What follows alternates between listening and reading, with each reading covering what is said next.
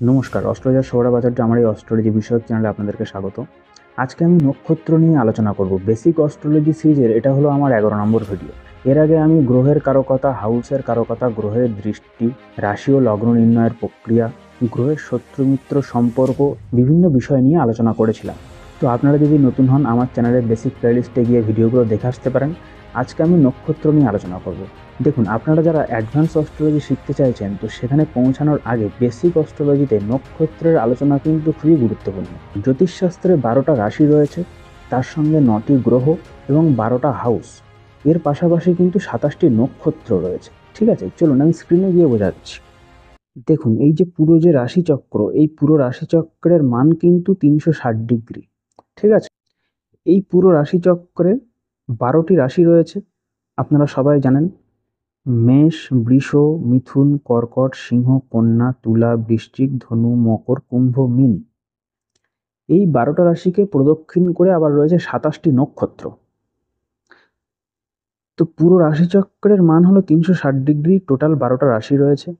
তো 360 ডিগ্রিকে যদি আমরা 12 দিয়ে ভাগ করি, তার মানে আসছে কত? 30 ডিগ্রি। মানে এই এক একটি রাশির মান হলো 30 ডিগ্রি। মেষ, বৃষ, মিথুন, কর্কট এক একটি রাশির মান হলো 30 ডিগ্রি। তো টোটাল 27টি নক্ষত্র আমাদের রয়েছে, এই 360 ডিগ্রিকেই পরিবেষ্টন করে রয়েছে। তো 360কে যদি আমরা 27 দিয়ে ভাগ করি, তো তাহলে কত আসছে? 13 ডিগ্রি 20 মিনিট। তার মানে এক একটা নক্ষত্রের মান 13 ডিগ্রি 20 মিনিট। তাহলে এক একটি রাশির মান হলো 30 ডিগ্রি, আর এক একটি নক্ষত্রের মান হলো 13 ডিগ্রি 20 মিনিট। তাই তো? তো 27টি নক্ষত্র কি কি?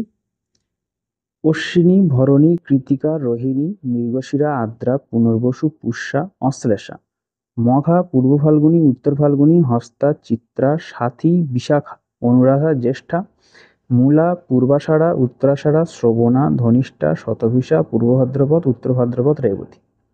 এই 27টি নক্ষত্র, এক একটি নক্ষত্রের মান 13 ডিগ্রি 20 মিনিট। তো এই যে অশ্বিনী, মঘা, মূলা, এই তিনটি নক্ষত্রের অধিপতি গ্রহকে কেতু। ভরণী, পূর্ব ফাল্গুনী, পূর্বাষাঢ়া এদের অধিপতি গ্রহকে শুক্র। তিনটি নক্ষত্রকে এক একটি গ্রহ পরিচালনা করছে, তিনটি নক্ষত্রের একটি অধিপতি গ্রহ।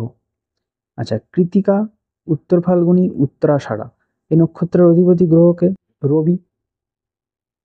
বুঝতে পারলেন? তো এই যে অশ্বিনী, ভরণী প্রত্যেকের মান কত? 13 ডিগ্রি 20 মিনিট। তো আপনারা দেখুন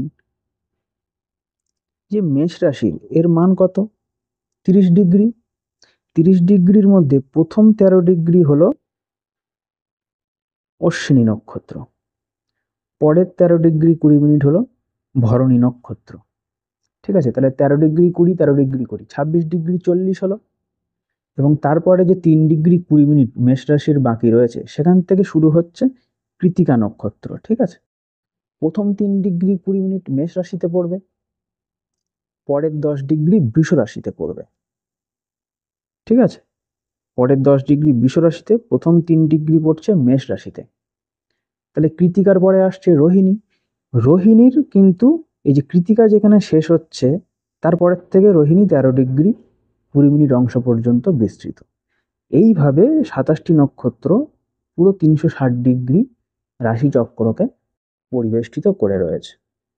তো এক্ষেত্রে আপনাদের কথা বলে রাখি, আপনারা সবাই কম বেশি জানেন যে চন্দ্র হলো জ্যোতিষশাস্ত্রের সব থেকে ফাস্ট মুভিং প্ল্যানেট। সে এক একটি রাশি 2.25 দিনে অতিক্রম করে। তো সেইভাবে 27টি নক্ষত্রকেও তাকে অতিক্রম করতে হয়। এই 27টি নক্ষত্র কিন্তু প্রজাপতি দক্ষের কন্যা, যাদেরকে চন্দ্র দেবতা বিবাহ করেছিল। প্রত্যেকের কাছে চন্দ্রদেব একদিন করে সময় কাটান। তো সেই হিসেবে এক একটি নক্ষত্রে মোটামুটি একদিন চন্দ্রদেব উপস্থিত হয়। তো জন্মকালীন সময় চন্দ্র যে রাশিতে অবস্থান করে, সেটাই হলো আপনার রাশি। এটা আপনারা সবাই কম বেশি এর আগে শুনেছেন। আমিও আমার ভিডিওতে আলোচনা করেছি, আপনারা না দেখলে সেই ভিডিও আমার চ্যানেলে গিয়ে দেখে আসতে পারেন। এবং জন্মকালীন সময়ে চন্দ্র যে রাশিতে অবস্থান করছে, সেখানে কোনো না কোনো নক্ষত্র রয়েছে, এবং যে নক্ষত্রে অবস্থান করবে সেটি হলো আপনার জন্ম নক্ষত্র। তো সেখান থেকে আপনারা অ্যাডভান্স লেভেলে অনেক কিছু শিখতে পারবেন। তো আজকে এই বেসিক বিষয়টা শিখে রাখুন। তো এই পর্যন্ত যদি আপনাদের কোথাও বুঝতে অসুবিধা হয় আপনারা কমেন্ট বক্সে কমেন্ট করুন, ঠিক আছে? তো দেখুন, এটা হলো মেষ রাশি। এখানে আমি আরো ভালোভাবে বোঝানোর চেষ্টা করেছি। দেখুন, অশ্বিনী, ভরণী, কৃত্তিকা, এই ৩টি নক্ষত্র মেষ রাশিতে অবস্থান করছে। অশ্বিনী নক্ষত্রের প্রথম 13°20', তারপরে ভরণী নক্ষত্র 13°20', এবং তারপরে কৃত্তিকা নক্ষত্র 3°20'। কৃত্তিকা 3°20'-এর পরে 10° বাকি থাকছে, সেটা পড়ছে বৃষ রাশিতে। এবং তারপরে 13°20' রোহিণী নক্ষত্র, এবং তারপরে মৃগশিরা কত পাচ্ছে, 6°40'। মৃগশিরার যে 6°40' বাকি থাকছে সেটা আবার গিয়ে পড়ছে কোন রাশিতে, মিথুন রাশিতে। ঠিক আছে, এইভাবে 13°20' অন্তর অন্তর অন্তর অন্তর 27টি নক্ষত্র 12টি রাশি চক্রে পরিবেষ্টন করে রয়েছে। বুঝতে পারলেন? যদি আপনাদের বুঝতে অসুবিধা হয় কমেন্ট বক্সে কমেন্ট করুন, আমি উত্তর দিয়ে বুঝিয়ে দেওয়ার চেষ্টা করব। ওকে, তো এইভাবে মৃগশিরা, আদ্রা, পুনর্বসু, পুনর্বসুর 10°-র পরে আবার 3°20' বাকি থাকছে, যেটা পড়ছে কর্কট রাশিতে। তারপরে পুষ্যার 13°20', আবার অশ্লেষার 13°20'। তো জন্মকালীন সময়ে কারো চন্দ্র যদি বার্থ চার্টে অশ্লেষা নক্ষত্রে অবস্থান করে, তার মানে তার হবে অশ্লেষা নক্ষত্র। ঠিক আছে, এবং কর্কট রাশিতে চন্দ্র অবস্থান করলে তার হবে কর্কট রাশি।